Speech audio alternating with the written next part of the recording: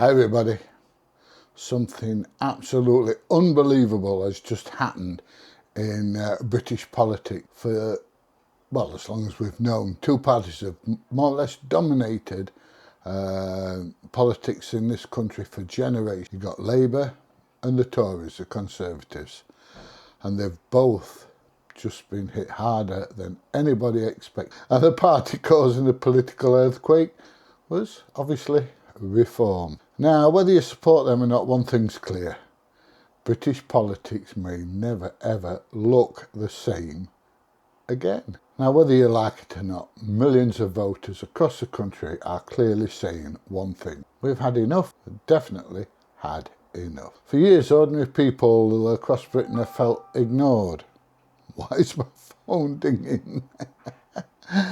Ignored on immigration, ignored on crime, ignored on the cost of living, ignored on the national identity, and ignored on free speech. People getting locked up for tweets. And now people are starting to hit back using the ballot box. Now let's start with the Tories. After years in power, many traditional Tory voters simply stopped believing them. And can you blame them? They promised lower immigration, the numbers went up. They promised a smaller, more efficient government, taxes went up. They promised stronger borders, the small boats just kept coming. And many people now feel the Conservative Party completely lost touch with its own voters. Not just the Tories though, is it? I mean, Labour's problems under Starmer, but, you know, here's the interesting part. Labour should have been walking into power comfortably with huge public enthusiasm and the collapse of the Conservatives. But instead, a large number of people still don't trust them either.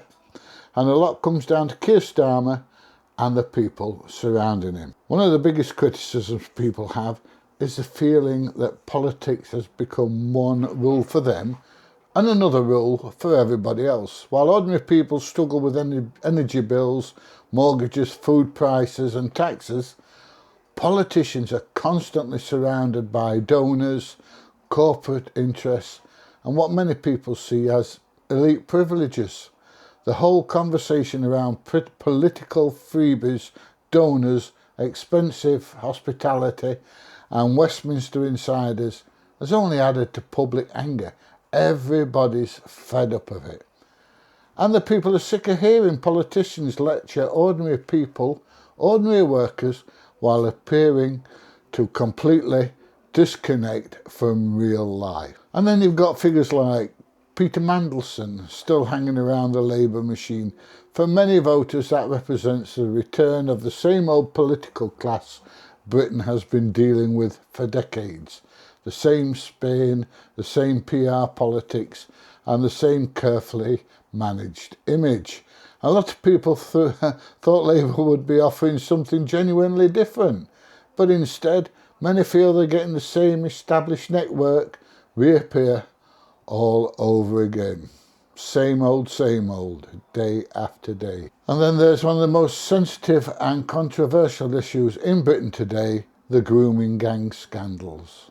Across multiple towns and cities, horrific crimes were ignored for years. Victims and families have spoken about being failed by authorities, police forces and politicians who were too frightened to confront uncomfortable truths. And many people now believe the political establishment from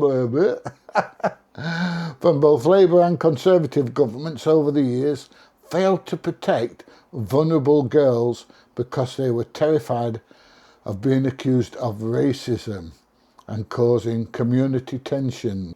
The anger's not gone away. In fact, for many voters, it represents one of the biggest examples of political cowardice in modern Britain. Immigration is another issue driving huge support towards reform. Many people feel the scale of immigration into Britain has been too high for far too long. They look around at overstretched services, housing pressure, rising costs and cultural tensions and believe the country is changing too quickly without honest public discussion. And when people try and raise concerns in the past, many felt they were instantly attacked or labelled rather than listened to. You're a racist, etc., etc. So why is reform growing? You know, reform's rise matters so much because millions of people are no longer voting to just support a party. They're voting to punish an entire political establishment they no longer trust. And can you blame them? They see Reform as the only party to openly talk about the things that matter to everyday people. Illegal immigration, border control, British identity, free speech, net zero costs, political correctness, crime, government waste and accountability. All these things matter to Joe Public, to people like me and you. This election result should terrify both Labour and the Conservatives because this is bigger than left versus right. This is about trust. And once people lose trust in the political system, it becomes incredibly difficult to win it back. They'll never ever get it back, will they? And now whether reform can actually deliver long term is another question entirely. Winning support is one thing, running the country is another. But one thing nobody can deny anymore, British politics is changing fast. And millions of voters are clearly demanding something very different from what Westminster has been giving them. I'll put my teeth in a little bit. So let me know what you think in the comments. Is this the beginning of the end of traditional two-party system in Britain? Has Labour under Starmer made things worse? Can reform really change the country? I hope so. Somebody needs to. Anyway, if you've enjoyed this video, please give it a thumbs up. Please share, please subscribe, and guess what? I will see you in the next one. Bye everybody. I'll see you soon.